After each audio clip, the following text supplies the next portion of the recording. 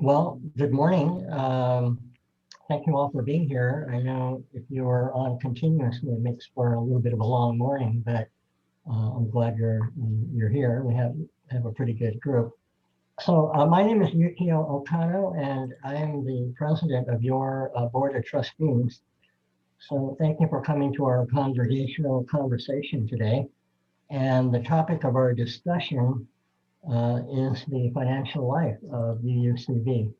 So before we start the program, I'm going to ask Reverend Dana to light the chalice and provide some opening words.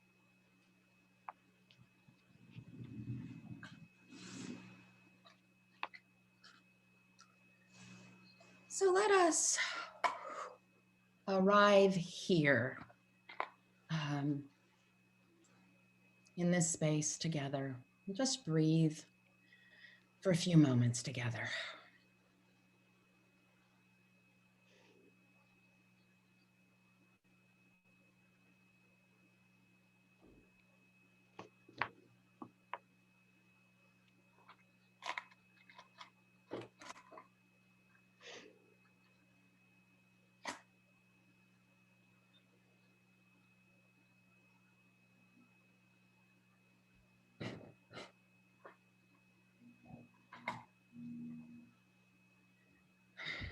So, given unexpectednesses,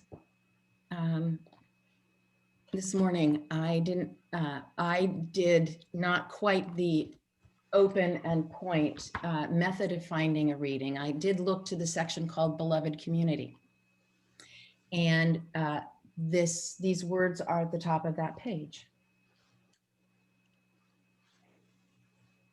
We pause this morning from the chaos of the world to reclaim the beauty within this congregation, in our gathered souls and hearts that carry us through through our weeks.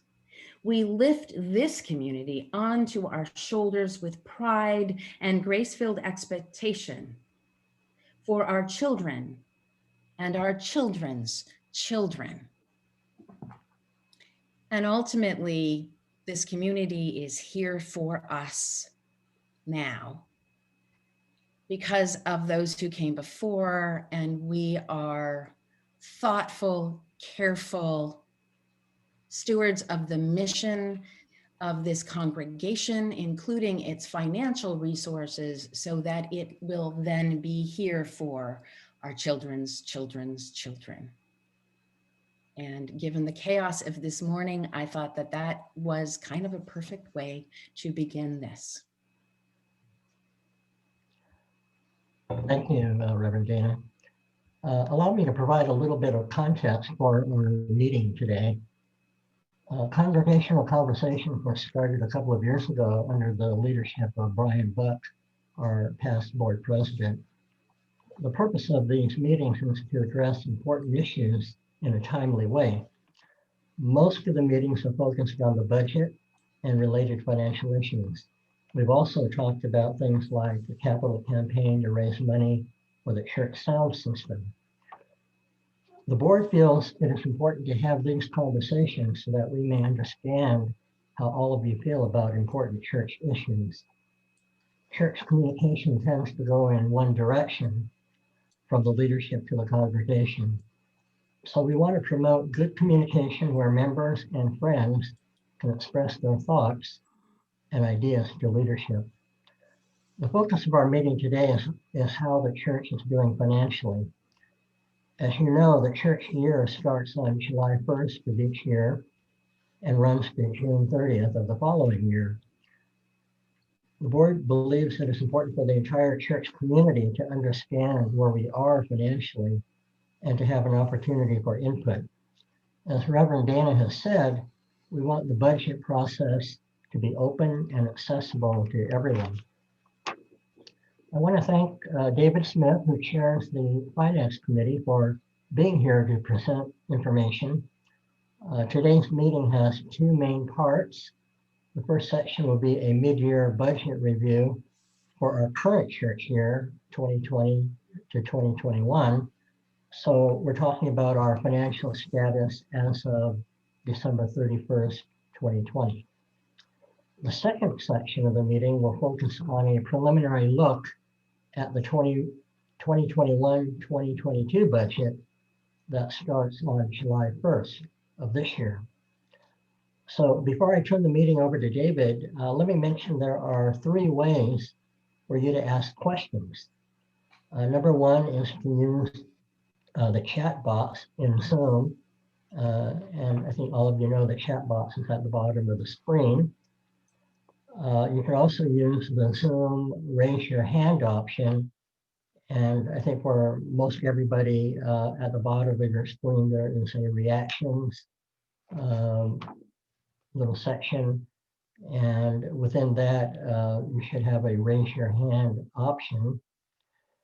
And if you have trouble with either of those 2, you can just try waving your hand, and one of us will try to spot you.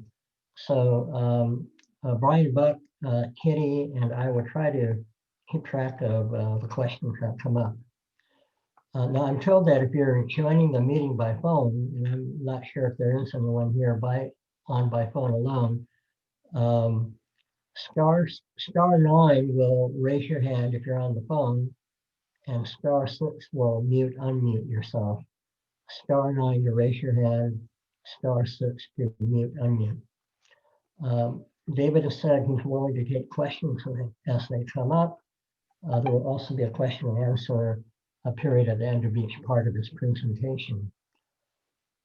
So at this point, I'll turn the meeting over to David Smith. Hello, and thank you for coming to this meeting. If you're wondering how I'm doing, because that's the question, how are you doing while you're sheltering in place? The one annoyance that has stayed with me during this time is that I really need a haircut. And so I haven't been able to see my barber for quite some time.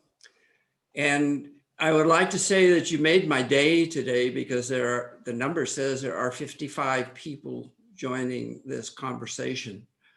And so I echo the thanks in Yukio's opening remarks for Brian Buck helping to get, he named them, a congregational conversation about finance started.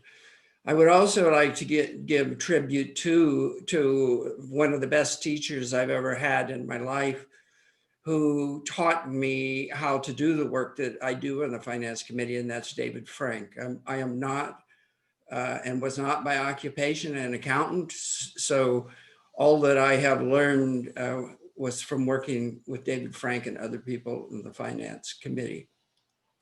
So I will start, and I will share some documents periodically with you. And I didn't know how detailed and how good Yukio's presentation was, so forgive me if I say something he's already said. There are 2 reasons for our church leaders instituting annual mid-year financial conversations. The first one is, how are we doing this year? The second, where are we in the process of planning for next year? And it's been difficult every year that we have planned the budget. And we always started out early in the process thinking we were never going to get to do as much as we wanted to do in the following year. And that's been happening. I've been the chair of the finance committee for probably 7 or 8 years. In almost every time we look, and when we start the process, it doesn't look like we're going to do what we want.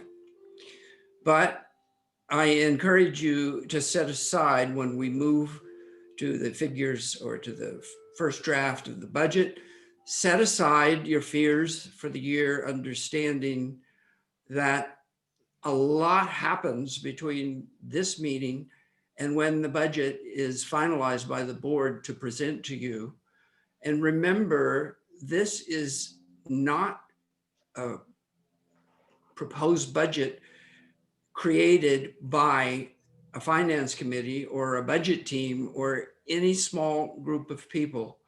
There are many people, including especially the personnel team, that assists us in reviewing and having a fair wage, a complete wage and benefits program for our employees.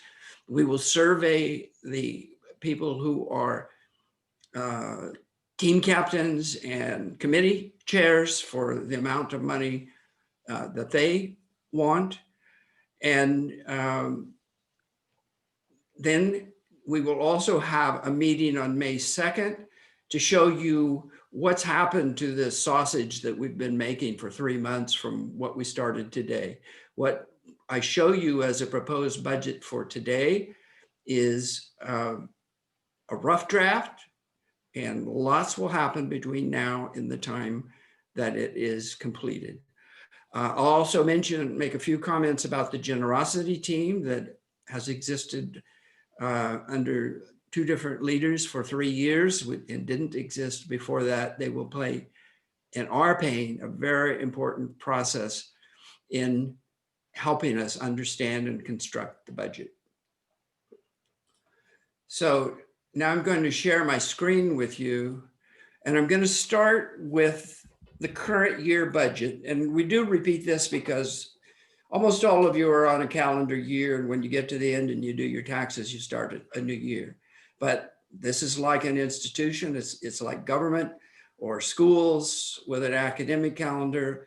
We're on a fiscal calendar that starts in July. And we'll start with the budget that we had for last year at the midpoint, December 31st. And we'll take a look at where are we now compared to where we thought we would be. And little did we know what would happen in January of last year. Of course, no one knew, but we are flexible and we work together and we are creative, and those of us who are in leadership that's related to finances and the board, we do everything that we can to try to solve problems to sustain this for this year, for next year, and for the people that come after us. Those resonate. That's what one of the major goals of a generosity team as well as a finance committee is, not just to make it through the next year, the end of this year, the next 18 months. Actually, that's the time that we're talking about now. So let's look at where we are in mid-year from last year, keeping in mind we had no idea what we were going to face and how we were going to have to be nimble, because we got 2 significant grants after COVID started that helped our financial position. So I'm going to get this to where I can use a pointer. This is a technical question. I don't see that I can use an annotator, so I don't know. Can you see my arrow on the screen? Yes. When I move it? Yes, we can see it. Yes. Okay, I'll use my arrow. So this is the accountant's analysis, or some analysis that she gives us every month. Camilla Johnson is a CPA, and she is on contract to us, so she's not an employee. And she helps us with the technical matters that go beyond the finance committee and beyond the bookkeeping work that Becky gives us. So she gives us, when we find problems that we can't solve by ourselves, she helps us with them, Camilla does. And she does our monthly profit and loss statements. And don't be fearful if you don't have any idea what a profit and loss statement is. You don't need to be an accountant, and I will highlight what's important about our profit and loss for the first half of this year. Halfway through the year, pledge commitments are 45% of budget. They should be 50% because we're halfway through the year, but they're at 45% because of the recession, the COVID recession, if you want to call it that. That's not cash, that's promises that people would pay. So we're 5% behind what we thought we would have in pledges for the full year. She says here, she's not sure if we're going to have more auction money because they're only 50%. We probably will not have an auction. Certainly, I think we'll not have one before July 1 for this year. So we may only see 50%. So that's not a surprise. The third is that the net loss is $12,000 and $421. And that's not a surprise. And I'll show you when we get to the budget. On a budget of $500,000, it is not unusual to go plus or minus 5%. So that's not something that people cheer and say, oh, we made a whole lot of money. Well, we're not trying to make a profit, but what if we had $25,000 extra over and we were for a profit? That would be great. But for church, it's not. Our goal would actually be to have zero, because our mission is not to make a profit. It's to serve the individuals and the programs of this church.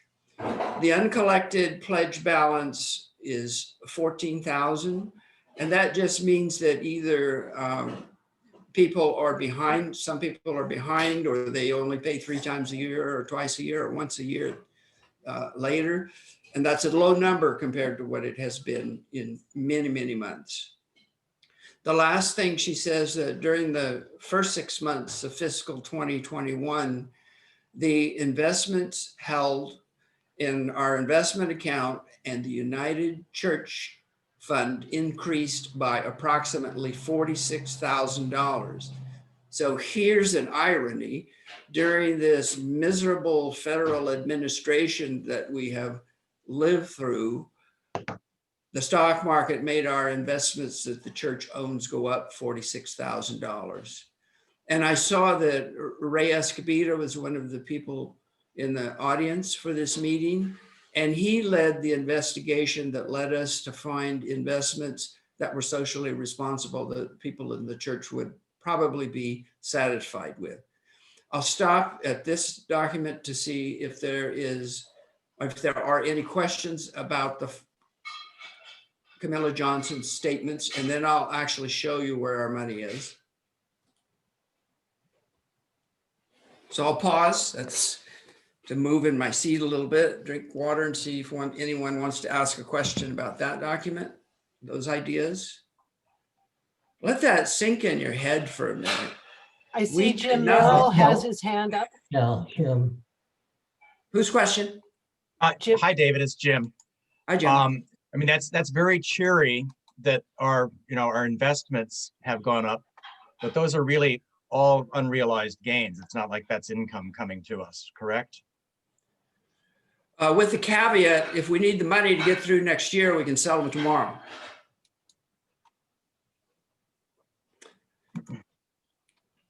Further questions? All right, I will go now and share with you the profit and loss. David, could you, when you ask if there are any more questions, give us 5 or 10 seconds so that we can scan the room a little bit better. Yeah. Okay, so anybody else with questions? Now you go ahead. And again, you may raise your hand or put something in the chat if you want me to answer, because we're on a particular page. So let me reemphasize the point of how are we doing?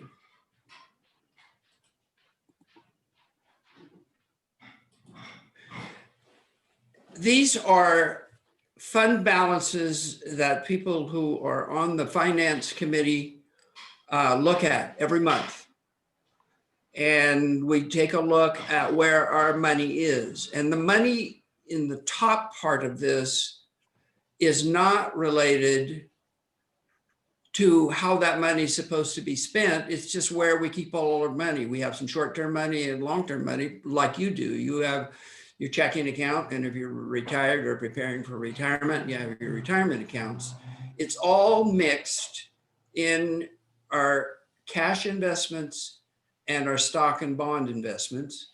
and we have $640,772.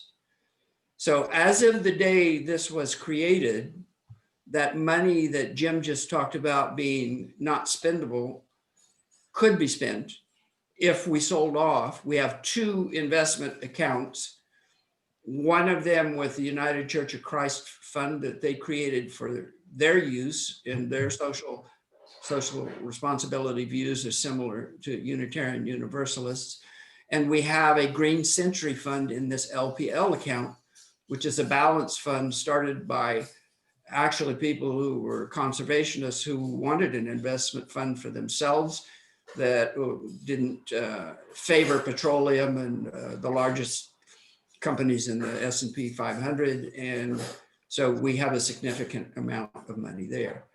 This, and Reverend Dana is more capable of telling you the answer to this because she's been in many churches and seen many churches. This is unparalleled. This is an actual measurement of the generosity of this church and its past members who are no longer with us. We have generosity now with all of us, and we've been given generosity from other people. This is a huge savings account. This is why I encourage you not to be fearful. The second part of this, and I'm not going to go through every part of the second part that the Finance Committee looks at, but over here, there's $320,000 in the operating fund. We pay our bills every month from the operating fund. When Tom Berg was chair of the past member, the late Tom Berg was the chair of the Finance Committee, he said, well, I've always thought that if you could cover 3 months of your operations with no income at all, that would be a good rule of thumb for this Finance Committee to have, that they don't, if they can, they don't let their cash in their operating fund or let their operating fund fall below that. They're in good shape. So from the time I joined as a member of the Finance Committee, we said, if we have 3 months in the operating fund, we're in good shape. If you divide this number by our monthly expenses of 42,000, we have enough in the operating fund to pay, if we had no income, to pay for our expenses for 7.5 months. Now let that sink in, because if you have enough money in your bank account that if you got no income, if you could last 7.5 months, you have far more money than the average person who sometimes is stymied with having to buy a new set of tires. And I know from experience, because many of us early in our lives didn't have any money at all to speak of. So this has the caveat, but yes, David, but would we have to dip into our savings if we had a deficit? And the answer is yes, we would. And if you can't help but read the papers or watch the news and find out that during last year, the federal government added so many, I can't even remember the trillions of dollars they added to the deficit because of their spending and because of the recession that we entered and all of the money that was needed to fight COVID, and more money that will be needed to fight the recession very soon. The government will be in a deficit, and that's not significant compared to the restaurant owner who could not pay the rent and lost their restaurant or the family restaurant. So these other funds are where other money is. And I'll be glad if you have any questions before I move away from this document. I'll pause to see the point of the document of showing you this first is that we have saved well for our retirement, shall we say, in personal terms, or we have saved well for a rainy day. And that's an understatement of what we are living through currently. But that's why we save, and that's why the financial people and the board of directors of this church have struggled to meet our monthly expenses on an ongoing basis and to not have a significant deficit. I'll pause before I go to another document. David, there are a few questions in the chat box. Can you hear me all right, David? Yes, I hear you. Okay, so one question is from George Noggles. How many new members have joined since January 1st, 2020? That's not a question I can answer. That's not my area. I can answer that question. And there's a relationship here. So the irony is that the Sunday we shut down, or I think it was actually the Sunday after we shut down, was to be a new member Sunday. And that was, we had about 5 people who joined the church that day, although we never saw them. And since then, we've been totally online. And so we are actually, Jimmy and I are, and Gudrun and others are in the process of a new path to membership thing. We should have, I don't know, 4, 5, 6, 8 new people join very soon. And some of them are people who were already around. Some are people who have just joined us since shutdown. There are any number of people who are joining us, coming to worship, etc. I'm thinking that when we're back together, there are any number of people who will wait to decide what to do about membership until we are back together. But we're working on it. That's the 2 thumbnails. And the import of that question is the average person, the average pledger, not a couple, but the average pledger pledges $120 a month to our church. And a lot of people are higher, a lot of people are lower, but the average is $120 a month. If 10 new people, and we have had those guide to membership meetings, there's series of 2, I don't know if it's still linked that way. But if you had 10 new people and they averaged $120, that's $1,200 in a month times 12 months. So as soon as one of those blocks of groups of people come in and they make their pledges, then our pledges go up. So that's very significant. And back when Beverly was doing them, we did, I think I remember we did 2 a year. And she spent a lot of time educating people about you want to set your pledge according to your expectations and your level of involvement after I show you what the averages are and the high and the low are for what people are already pledging. That's different than what it used to be. When I joined, we didn't have that kind of orientation session. And we joined, and I think this was typical. We said, okay, we'll join and see how it goes, and we'll pledge $50 a month. And that didn't happen after those meetings got perfected. And there's a lot of people that participated in those meetings, including the minister, and I used to go to them from the, I used to go to them as a speaker to those orientation meetings from the finance committee. Michael Axhaven has a question that did pop up on my screen. I don't know how many members we lost since we had to go online, or since the beginning of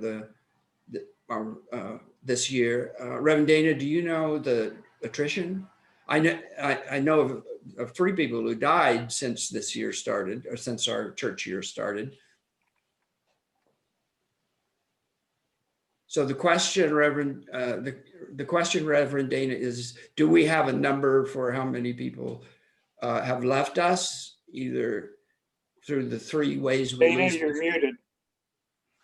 No, I'm not muted. No, Dana. I was muted. Dana. I was muted. Sorry, I was taking, anyway, I have a rambunctious dog. We're still actually, the thing about that is that we certify membership with the UUA as of February 1st of each year. And David, you might mention, we have done, It is in our bylaws that to be a member, you need to have made a pledge. And, you know, and that is something that we can, that we talk to people about, given circumstances. Sometimes that's not possible, and that's okay. And David has done some really deep work at figuring out who hasn't either made a pledge or paid a pledge over the last 2, 3, I don't know how many years. So we culled the rolls a little bit that way. We've lost some people who've moved or switched churches or done other things, and we have had about 5 or 6 people die. So that is to say, I don't have an exact number. I think it is likely in the range of the 20s of people that we have lost this year. And that's my sense of it too. And I opened up the chat because I'm not so nervous as I was at the beginning of the meeting, and I can chew gum and walk at the same time, shall we say. Shelley asked, what was the average of $120 per person or per house or per household? It's per person. Brian Buck wanted to know the numbers for pledge amounts per person, and we usually do it per household because that's the way the UUA does it, and they call that a pledger. But he wanted to know, what is it per person? Because if there are 2 of you in the household and 2 members instead of 1, that's a good number to start with, because it doesn't mix people who have dual incomes and set them as if they are equivalent. So I think that was a good way to go. David, there are a couple of earlier comments in the chat box. There's a question from Todd Collard. Does the Finance Committee treat the investment funds as a functional endowment fund that contributes X% towards the annual operating funds? No, they do not. We have a separate endowment fund, but it's been inactive for 10 years. Okay. And David Henkel is asking when we were on the screen sharing, if you could scroll slowly so that all the fund balances could be seen. Okay, I'll go back to the fund balance sheet and do that now, and then I'll come back.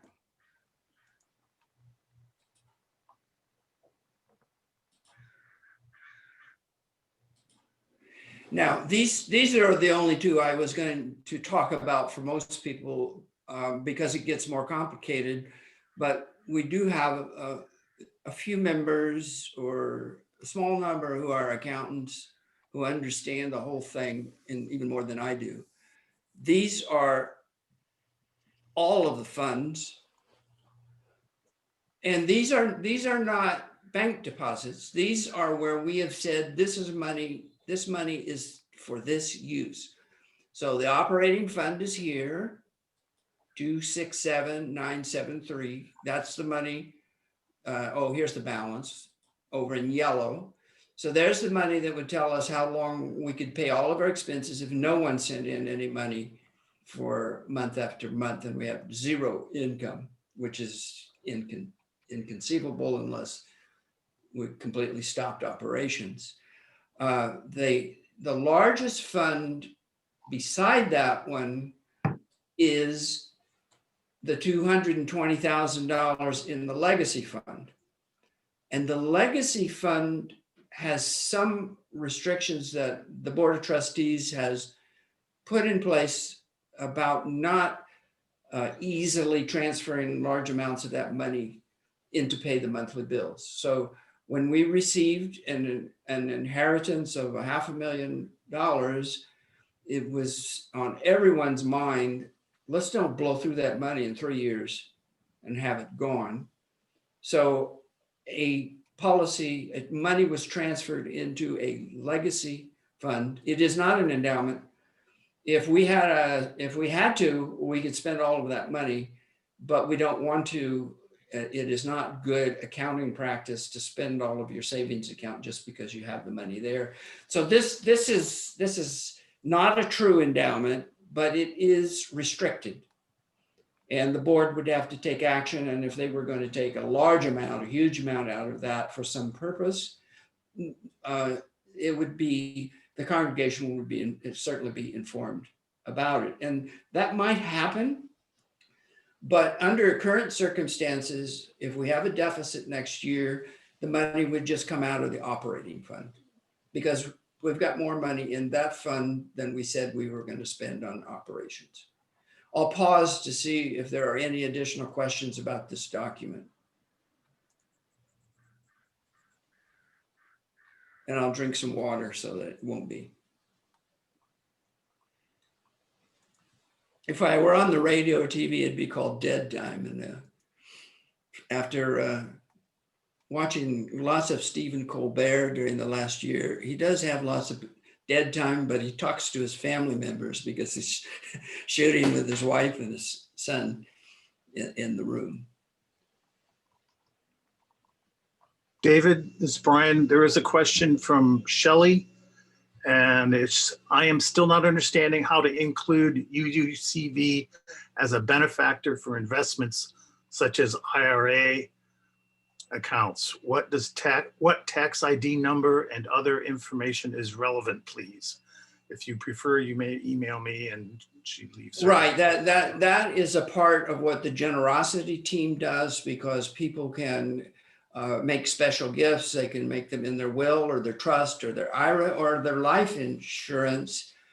And either I or Brian Buck or we'll get back to you with how to do that. So we'll take that offline. All right, then I'm going to move to the next share. So we've looked at, we're going to go back and look at lines in the profit and loss statement as of December 31st. And I'll jump around at the beginning and then go back and go through it slowly in case you say, I want to know about X. So down here, where just above, as I move the box, you can see, I hope, $15,688.95.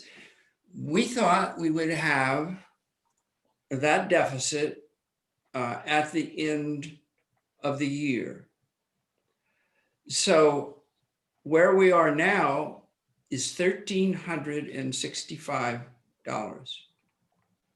So our income went down, our expenses also went down. And you can see that, can you see when I go up to a box and I click my mouse on it? Are you seeing? Yes. Yes. Okay, so 40.35%, we should have spent 50% of our money from our budget as of this December 31st. So we did not spend it because we couldn't get in our building and our teams and our committees. Many of our activities, people were not functioning and meeting and spending the money. Now I'm going to go back up to our income. Okay, there's our income. Our income's 44%. So that's why there is a huge deficit through December 31st. Now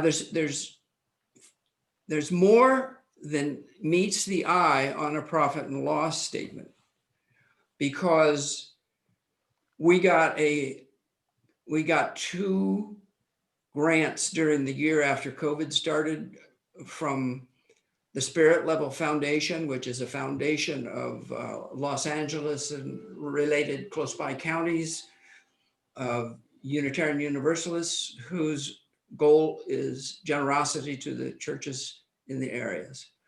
They gave us an immediate grant of cash for COVID-19, no questions asked. I sent them an email, said we would like to have one of your grants for COVID-19, no documents sent. They looked at our financials on the UUA website and they sent us I think I'm doing memory here, about $9,000, and that would go into the operating fund. We also got a grant from the federal government because David Hinkle and Brian Buck and I, as soon as we heard the federal government were going to give grants and that churches could qualify, we got on it within 3 days.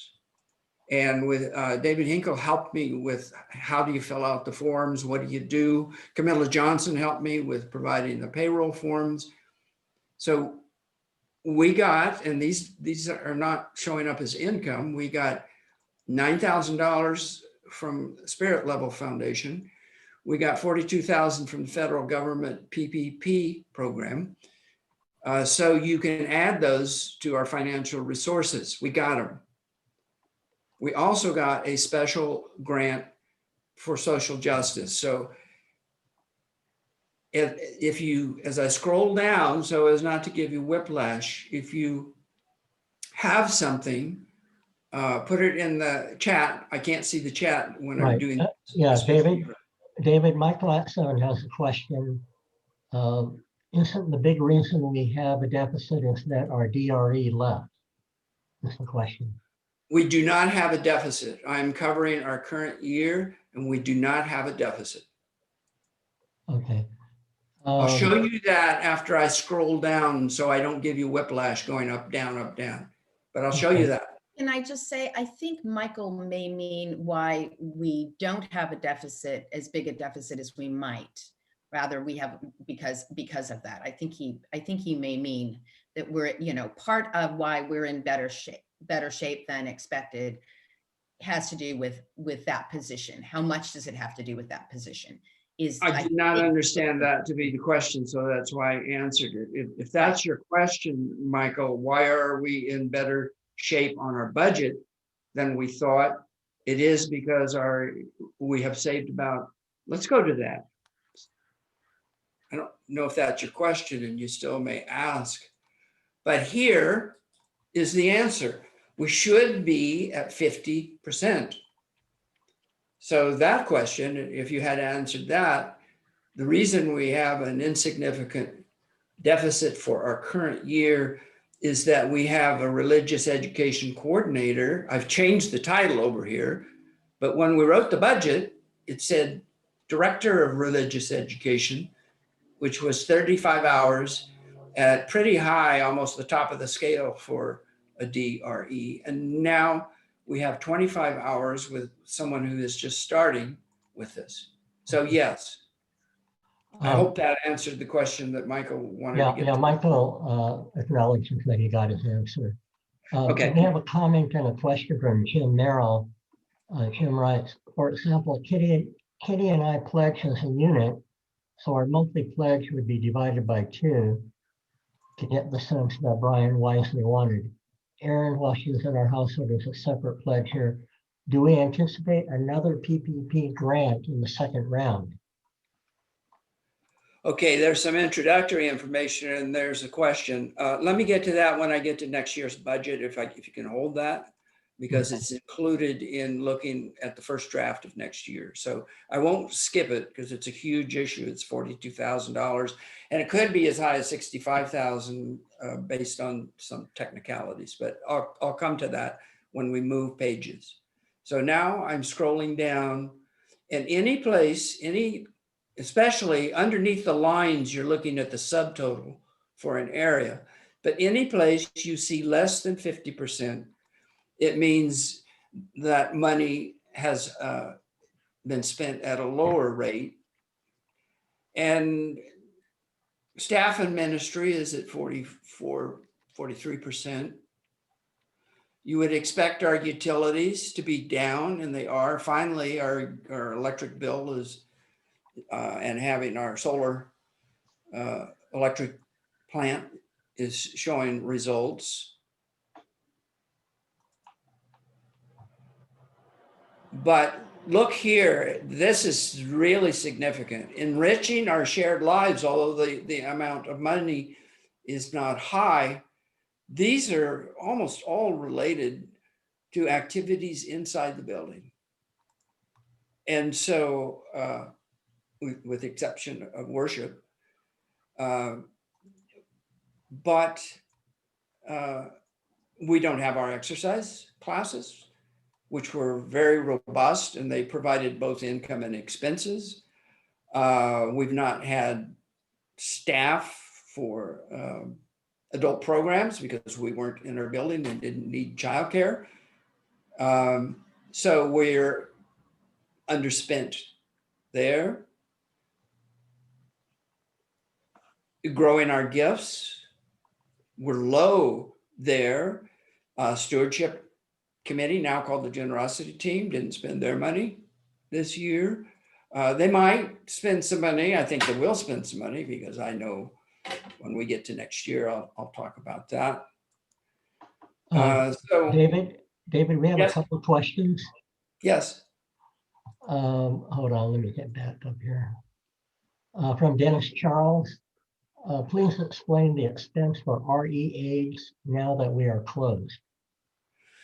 our RE aides were kept on payroll until it might be even beyond June 30th, but we were required by the PPP loan to pay our employees out of the money for a certain number of weeks. And it probably went, based on my experience from communication, I should say, we probably paid them for too long, but the weekly amount was very insignificant. They are now not being paid. So there was a glitch in stopping them.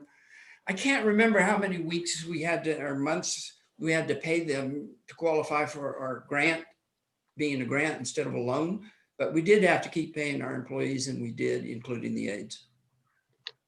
And we have a question.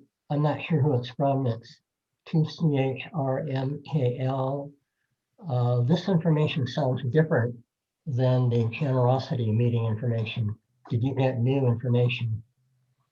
It changes every month. This is a December 31st statement, and this is not the budget proposed. This is current year. So if I showed you a profit and loss statement at the generosity statement, at the generosity team meeting, it was a different month because December hadn't happened.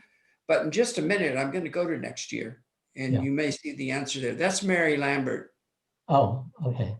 From Sharon Kupelt, Chairman School status. I assume she was asking, what is the status? What status? The Chairman School. The Saturday Chairman School. What is the status? Oh, they're not in there. They can't be in there. So we're not getting any money from them. Okay. From Michael. We're not getting any money for building use. Right. From Michael at 7. My comment is, having been involved with RE and with UUCV, it took years to get a high quality DRE that had a direct effect on increasing membership and programs for RE. I hope moving forward, it is kept in the picture to have the quality of programs and keep it in our budget. I am focused in the position, not the person. That's more of a comment. Yes.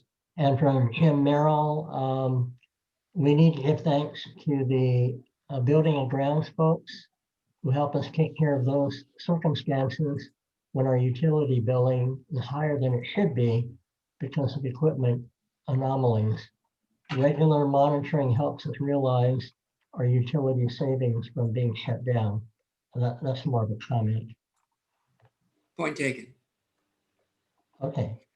Okay, I'm going to leave this document and I'm going to go to the first draft of next year's David, budget. would you actually take some of those breaths? And let's just say, are there any more questions before we move on? And just give that the, whatever, the drink your water, Breathe in, 1, 2, 3, 4. Breathe out. There is another question from Shelley S., which is PPP is being referred to as quote grant unquote and then as quote an unquote loan. How much do we owe you? How much do we owe the federal government PPP program, please? Nothing. We just filed for forgiveness because we kept our employees employed during the time we were required to. And that was filed on Saturday morning. Camilla filed it for us and informed us she had gone online to the Small Business Administration and completed the documents. So we expect to owe them nothing. This is David Frank. I have a question about where that money shows up on this form, or did it just go into the operating fund? Go up to the top of your screen here, and does it show up on those numbers? Yes, operating fund. Can you go up to that part of the, No, this is not the statement of funds. This is a profit and loss. okay, so it does not show as income on this form. It just went into operating fund. Yes, and that's a highly technical point. I told you David was my mentor, and he's one of the people that could ask me questions I get stumped on. It is still a loan until the point they forgive it, and I don't know if Camilla will move it into our current money, but right now in the fund it is in the operating fund. But I don't think she'll move it into the budget, so we have it down low, showing that we are going to get it. And right now, until she changes the books, we owe it to the federal government as a liability, and it will disappear. But we've got the cash. Thank you. You're welcome. David, here's another question from Todd Collard. Why are bank charges at 71%? Credit cards. We Thank you. changed policy during the year. We didn't used to allow credit cards for people to pay their pledges. The finance committee had 3 separate meetings on, well, we know it costs more to use credit cards, but given online, we're getting a significant part of our pledge payments online, and some people want to use their credit cards. Would it be wise of us to allow credit cards to make pledge payments and to pay for fees for classes? And the finance committee concluded we would open that up and people can now use their credit cards. So we didn't budget the money. That happened mid-year. We started allowing credit cards for pledge payments mid-year, and it wasn't a part of bank charges when we started the year, when we prepared this budget. Also, October with the auction is always a big bolus that comes in rather than being spread out over the year. Right, and it shows up here, it shows up in this first half, but as I said a little earlier, we don't expect an auction between now and July 1. I could be wrong, I'm not in all the communication, but I suspect it will be after. Reverend Dana has a question, I see that. So just quickly, I think, don't we have on the place where we can make online donations, the option for people using credit cards to say, yeah, I will pay for the 2 or 3% credit card fee for this? We do, and there's also an option if you want to just let them take it out of your bank account, then they charge less than half. They charge 1% on what's called ACH. So you can choose, it allows you to choose a credit card. A debit card will not save you any money. Those of you who use a credit card, debit card, when you make a payment and the debit card, they still charge, the credit card still charges their full fees. But if you set up where they can take it out of your bank account directly, which is the way we did for people using online payments up until mid-year, you still have the option, if you don't want to pay use a credit card, just put your bank account information in and you can set up your payments. David, it's Ray Escobedo. I guess you have mentioned to people that we do if they have an option not to use a credit card, but you accept them. Is that true? That's correct. It can be a direct, what they call it ACH, which is a clearinghouse payment from your checking account to the church, and you pay no fee for that. The church pays a very modest fee, and it's worth it to have that. So we're in transition and we haven't rolled this out. I did get a note from Sheila and Tessa that I need to write a finance committee wording for the next month's bulletin today, today's the deadline. So maybe I'll inform the congregation that you can now use your credit card, and we'll see what happens. David, we have a question from Rob March. Have you considered giving people the option to pay the credit card fees? Lots of nonprofits ask people to cover those fees. Our system automatically prompts you to decide if you want to do that. Okay. Yeah, that was my thing that I asked too. Rob and I were almost simultaneous in that question. But there is a prompt that comes up and says, do you want to add the whatever to this? So great All right, minds, then. great minds. Okay, so I'm going to stop the section, and I can always go back to it, but I'm going to stop the section on how are we doing this year. We're doing well in summary because we don't have much of a deficit showing up. And we did think we were going to get this loan, this loan grant. And we did think we were going to get this.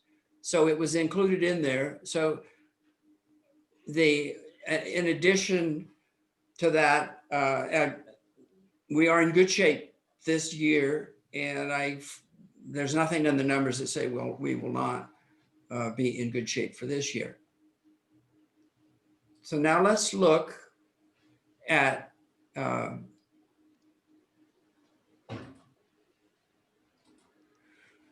I could not, and in this, you may not like him at all, but I could not have had as good a mental health this year if I had not watched Stephen Colbert five nights a week, because he was right on my side politically, and maybe on some of yours as well. And he does a thing on there called first drafts of Hallmark cards, and then he shows the second draft, and then his writers made it funny, but the difference between the first draft and the second draft. This is the first draft of our budget, and what you will see in May may follow this outline, but it also may not, because there's a lot of things happening among church members and teams and committees and the finance committee. The people who are helping write this budget include the finance committee, and the two who are giving me technical assistance are Claudia Silverman. She's giving me help with contacting the teams and committees to see, well, what budget do you want for next year? And Mark Gale is giving me help in testing the integrity of the Excel work, because I'm not an expert in Excel. I learned it on the job. I learned how to do it on the job. And I made a big mistake 2 years ago. And of course, I was embarrassed about it and beat myself up for a long time about it. But enough people were saying, quit kicking yourself. You're not any better than the rest of us humans. So I do now have at least one or two people check the integrity of the Excel work.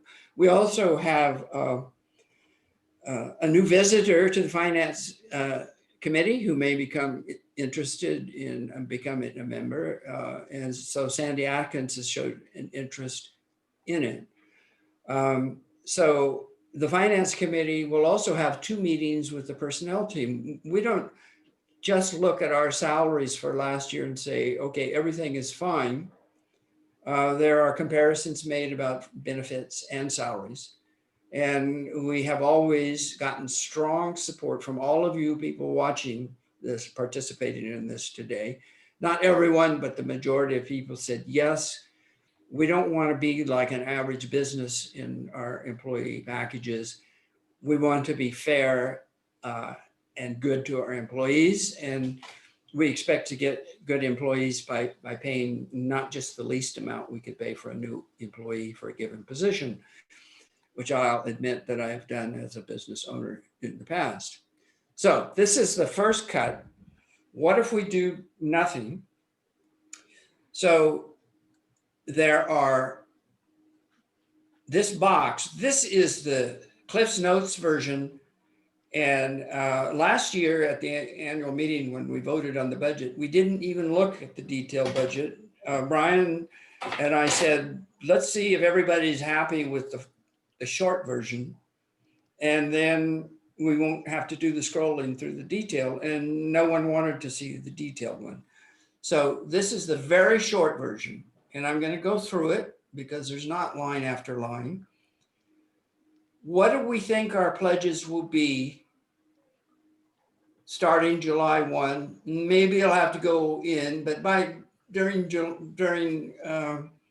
after we have Generosity Sunday and after we get some new members and we move into next year, we expect to have $350,669. And this may be too much information, but you need to know, how did we come up with that assumption and how good is the assumption? We don't want you to just trust us because we're the finance team or the board of trustees. We want to show you how we came to our conclusions, and we discuss this among each other before we come to them. Reverend Dana told you that we went through the pledges in detail last year, and I looked at them in the history, and if people said they pledged $200 a month and they were paying $40 a month ever since COVID-19 started, I lowered their pledge to what they were paying. And if people had paid zero pledge for a very long period, I lowered their pledge to zero. I didn't assume they weren't members or they weren't interested. I did know two people that weren't watching Zoom at all and were not going to watch Zoom at all because of the technological issues involved. But when I got through narrowing down what I really thought our pledges were last month, I thought they were, after doing that, they would be $326,204. Then after hearing from the generosity team, including Reverend Dana, who's on that team, Brian Buck, Mary Lambert, Celia Ortenberg, Don Henniger, and Keith Cook, all of those people discussed this issue about a pledge campaign for this year. And I thought about what everybody said. And I asked the next time we looked at the finance committee looked at this, can we add an amount of increase because of this year's Celebration Sunday? So I took the best estimate, not just a guess, best estimate of our actual pledges and added 10%. And you'll say immediately, no, that doesn't say 10%. Every year we don't get about 2.5% of our pledges. For whatever reason, they don't show up. One member that we lost last year had a pledge of, let's see what that was, $10,800 for the year. So that changes the pledges of what we thought we were going to get. And so that, and people that are not active and are not paying their pledges dropped off, some of them because of COVID, some moved, a couple moved, joined a different church. And so our pledges are not what they thought they were, but this is I'll take personal responsibility for this. I think this is the best estimate of what our pledges will be after we start moving away from this low number that we're at currently. Reverend Dana, please go ahead. And I appreciate that very much. And I will say that I think that there is every possibility that the finance and generosity teams are being conservative in that number. None of us can predict. So that's where we should start. Absolutely. And I just, we didn't have a pledge drive this last year for obvious and good reasons. I just, they are being conservative here, as we should be now. And I just want to add that it's a good number, but it's not the only number. I think we may be able to do better. Okay, now I need to be accurate. When I first showed this to the generosity team, I think I heard a lot of because this without any assumption that we will do better is a deficit unheard of in our church's time. And so this is an optimistic view, and I think it is warranted. But every member of the meeting at the generosity team, when I showed it to him, did not say, "Oh, sure, add 10%." They discuss what will we do this year, what kind of program will we use, what will we do to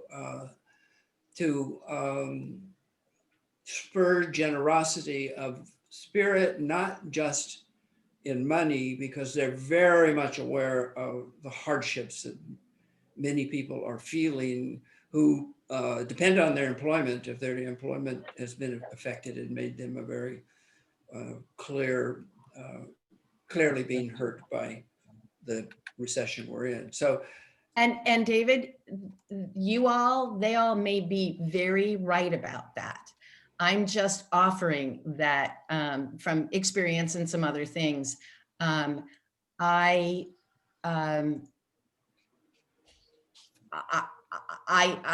think this is conservative. Honestly, I do. And we don't have to agree here.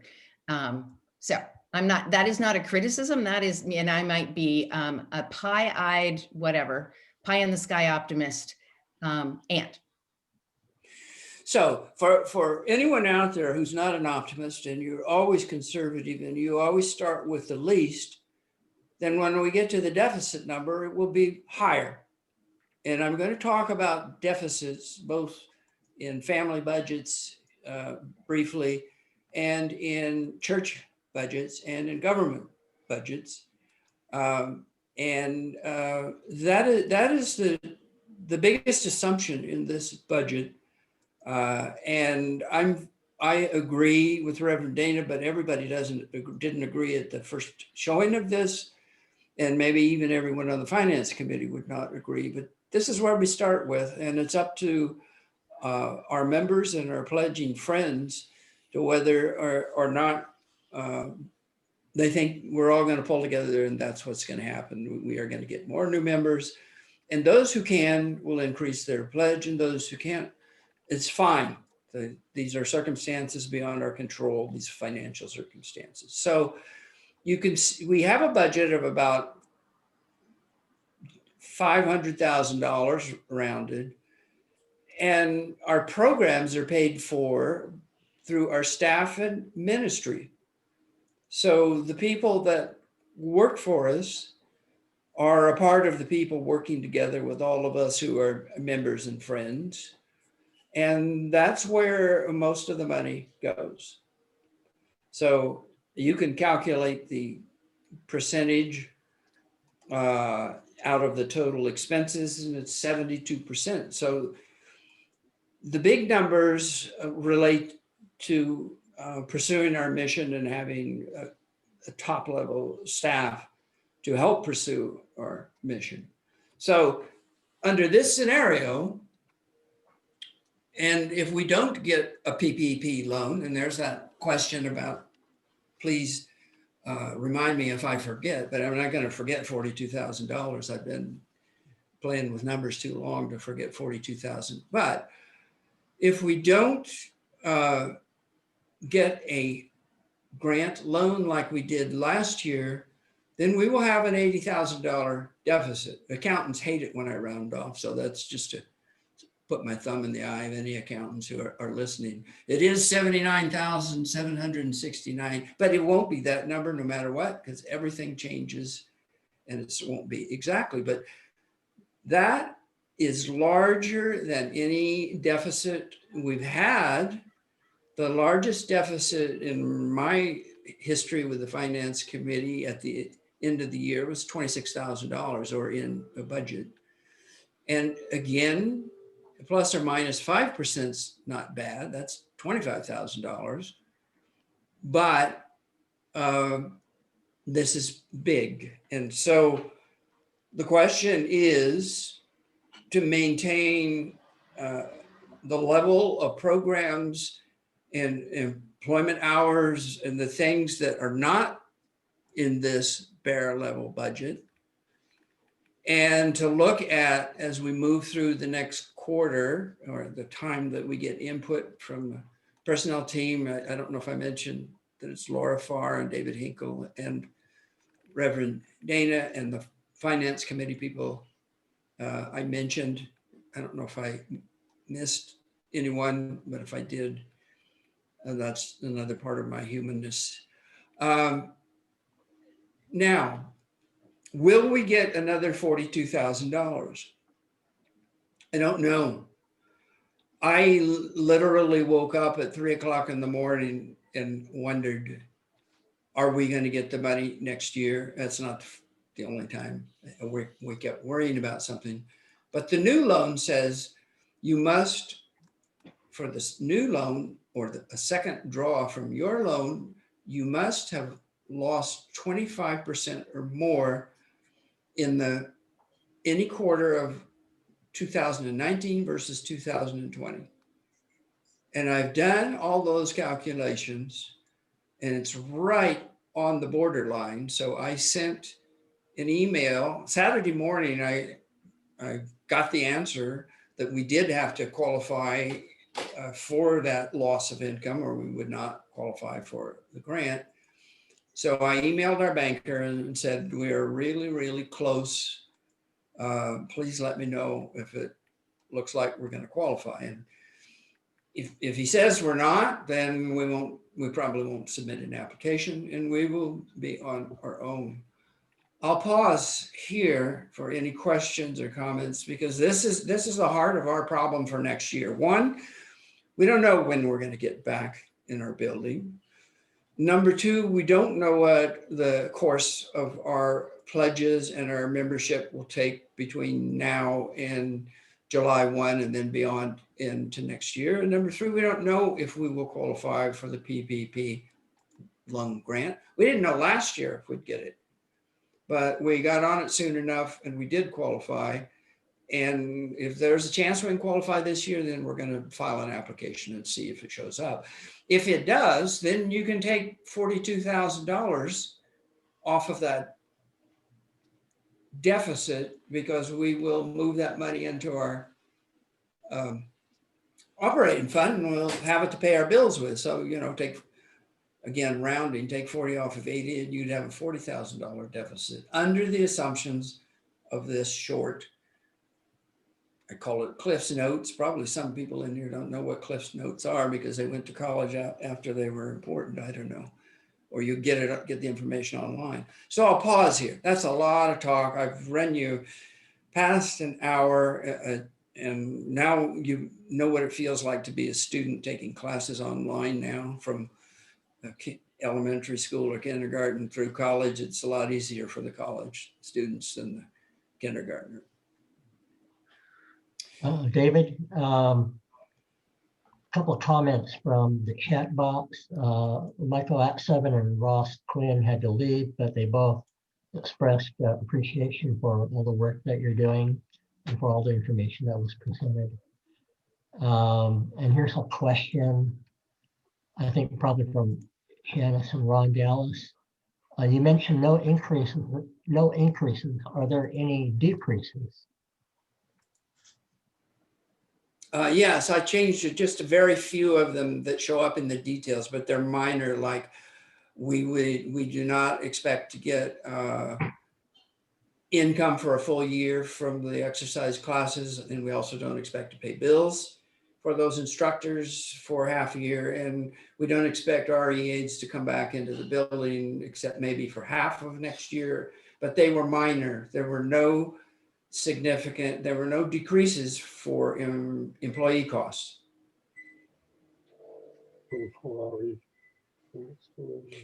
And I forgot to mention a really important thing, that Ron Dallas agreed to be the treasurer for the remainder of this year and really brought a new set of eyes, critical eyes to the finance committee, and took a real burden off of the things that I worry about when I decide that it's time to worry.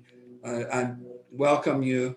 And Claudia Silverman stepped in and joined us during the year when we were three people short. Jim Waldron stayed on the finance committee, and he's got history, long history in being treasurer as well as finance committee. So your finance team is in good shape this year. And this is where I expect if you have a comment and you don't want to make it and have it identified with you, feel free to send me an email and say, I didn't want to speak up during your meeting because it was going too long. Your meeting was going too long, but this is my comment. But if you want to share a comment now, such as, I think we can do this, or I think that's terrible and we shouldn't even attempt it. Let me say this before you come to that conclusion.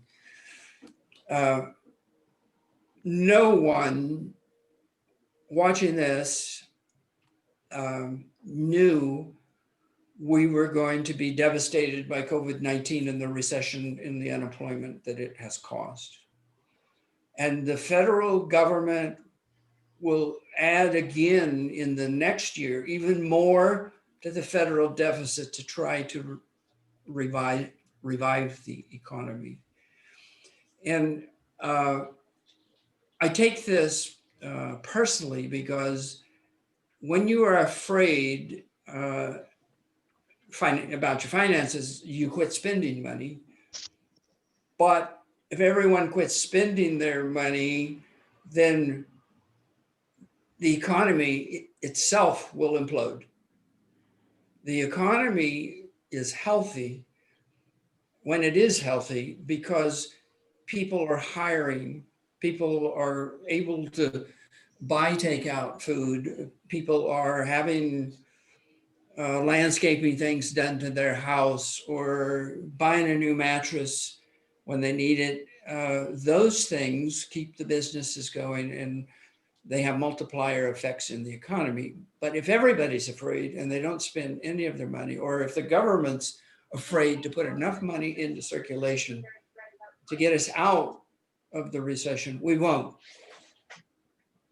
And imagine the task, I imagined this today, I was almost going to start with it. Imagine Franklin Delano Roosevelt trying to talk to an audience of people over the radio and trying to calm their fears about, I have to take a deep breath, about our nation's ability to crawl out of a huge hole, the Great Recession. And if there was no willingness, and I also think about how awful it would have been if our past president just tried to tell us how we're all going to pull together and get out of this. I wouldn't have listened to him because he wasn't pulling us out of anything. I digress, but that's what's in my heart. We may have to have a deficit of this size or larger. If two of those things don't happen, we don't get a significant increase in pledges and new members, and we don't get the PPP grant. We may have more than $80,000, Right. but we have the savings account to get through it if the congregation votes to do that. David, we do have a question and a comment from David Frank. Does this draft budget reflect the change in status of the RE position? It does. Okay. And from the Dallas's comment, you said we have 7.5 months of funds in the operating fund. This is about 45K per month. So a deficit of 80K is only 2 months of that amount. Point taken. You want me to repeat that? No, that point is taken. I accept that point. Okay. Reverend Dana wants to comment, or Reverend Dana. You're muted. I can't Yeah. hear you. Yeah, I can't see myself, which is fine. Uh, So the RE position is something that is up in the air. I can't say a whole lot more than that.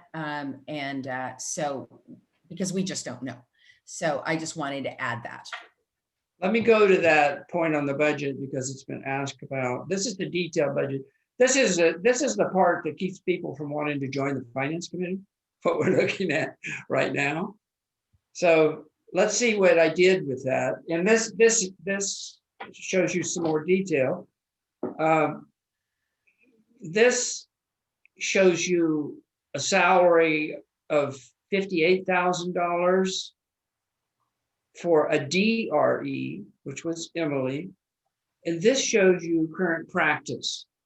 We have a religious education coordinator, not with the credentials and the history or experience. And so she's working 24 hours a week. We don't, as Reverend Daniel just said, we don't know where that is going, but by May, we will know where that is going. And if it was the same as today, and it may be, it may not be, then you can see a $20,000 difference. Again, I'm rounding. If you're an English major, you can round instead of, if you're a math major, you can't. I won't just pick on accountants, mathematicians too. So yes, it reflects that. This is the part, if we go through this, that generates the numbers on the Cliff Notes version. In past years,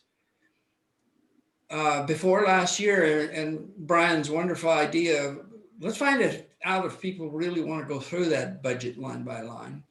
So we stopped at this view and said, does anyone want to go through the details so that they can ask a question? And no one raised their hand, or else Brian had gone out for coffee or something like that. We didn't move forward. But these numbers are taken from the details. And some people like the details, and the easiest way to deal with that is, first of all, what we use and what Mark Gale and I used to create this budget is called Google Sheets, and it's live. So if he or I go in and change it, it's immediately changed. And there will be at least 20 versions of this budget. And instead of numbering them, I'm putting the date on them, because I will change the current estimate of pledges, which is changed every month. And I will change anything else that gets changed from information from all the people involved in the budget. So up here where it says an estimate of 326,000, 2 months, the month after we have a celebration, it's not going to be called, it's going to be called Generation Sunday. 2 months after we have a Generation Sunday, this will be up in all likelihood, some amount, and no one knows. I have another question, David. Yes. This is for Todd Collard, from Todd Collard. Is there value in acquiring computers for some of the members who do not have ready access to the church's services and participate more fully? Engaging them may result in increased pledges and financial contributions. I will ask for Reverend Dana to, she can either speak to that. That's not something I can speak of, but it is, since we can locate people who are not, do not have a computer and can't watch on Zoom, but the issues that we came across, the two that I came across, were people who could work on Zoom, but were not going to. They just did not like worship services online, and that's a different group.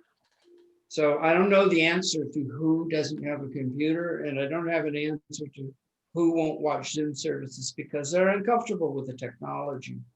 I don't know where that problem would go, but it's not the finance committee, but it is a problem of connectivity to our members and having them to participate in services when, you know, if I had to call in and listen to the service on the telephone, I don't think I would.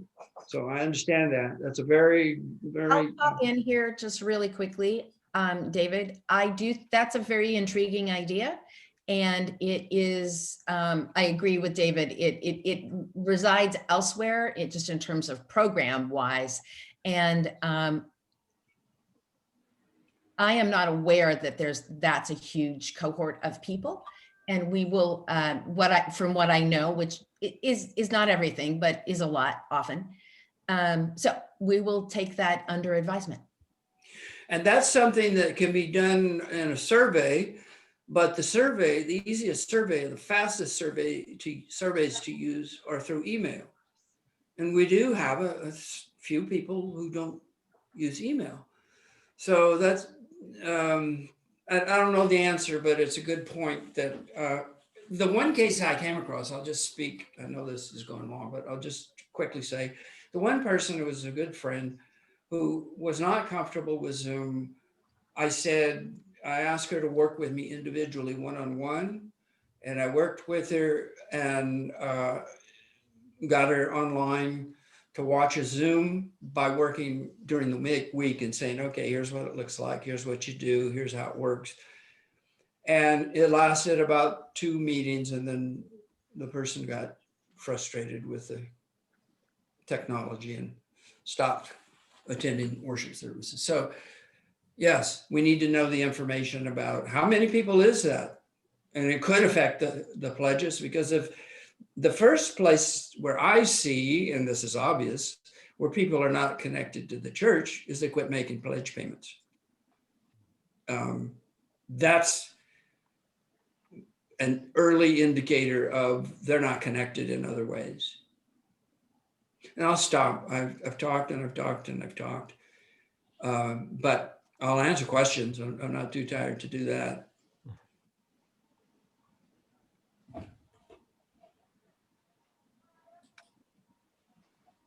David, why don't we allow a few moments for any possible questions? And if there aren't any, then we're probably pretty much ready to close our meeting. All right.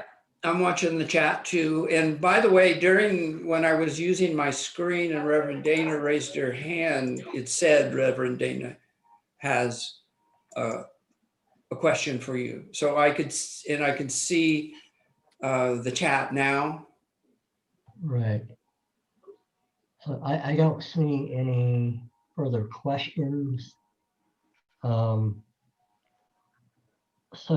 before I turn it back over to Dana for any final words, I just want to thank you, David, for the enormous amount of work that you've done and a lot of energy in putting this presentation together. So thank you so much. You're welcome. It's a lot of people. It's not just me. Yeah. And Dana, do you have any final comments or closing words? I just have some closing words. Well, actually, I do have one other small comment. Is another thing that I've heard in various meetings is, we have a rainy day fund, and this is as rainy a day as we have known. I have known, certainly in my lifetime. Not so for all of us, but this is a pretty dang rainy day. And so using that metaphor works. These final words are by Martin Luther King Jr., and he's talking to a different sort of issue and stuff, except that the mission of the church is really what we are funding here. And this speaks a little bit to mission. And since it's MLK weekend, this works. God grant that ministers and lay leaders and civic leaders and professional people all over the nation will rise up and use the talent and the finances that God has given them and lead the people toward the promised land of freedom with rational, calm, non-violent means. And we could do well to apply those words to our lives and to our congregational life. Thank you, David, and all the people behind the scenes, Yukio and Kitty and Brian, everyone who, there's lots of work that's gone into being here. And thank you to all 40 plus people who've made it all the way through this. Blessings upon you all.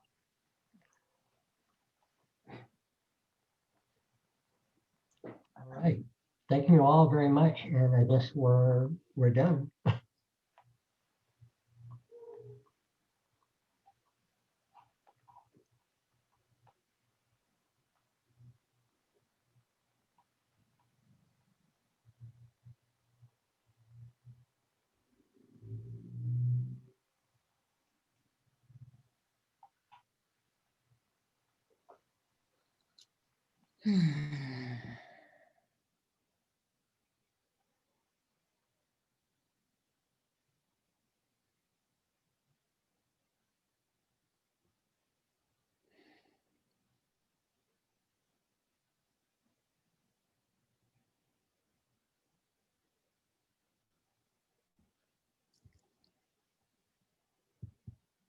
I have been made the host of this. Is there anything more we need to do? Can we stop the recording? Do I have to do that as the host now? If Kitty's gone, her recording is stopped. Mine is still going, and actually that machine of mine is paused. So that might definitely stop the recording. So you're good. Okay. Okay. Okay. Well, then, is there anything that anybody wants to do, or should we close out the this meeting? Yes, close it. Close I'm it. going to end it for everybody. End meeting for End it. all. Love you. Love you. See ya.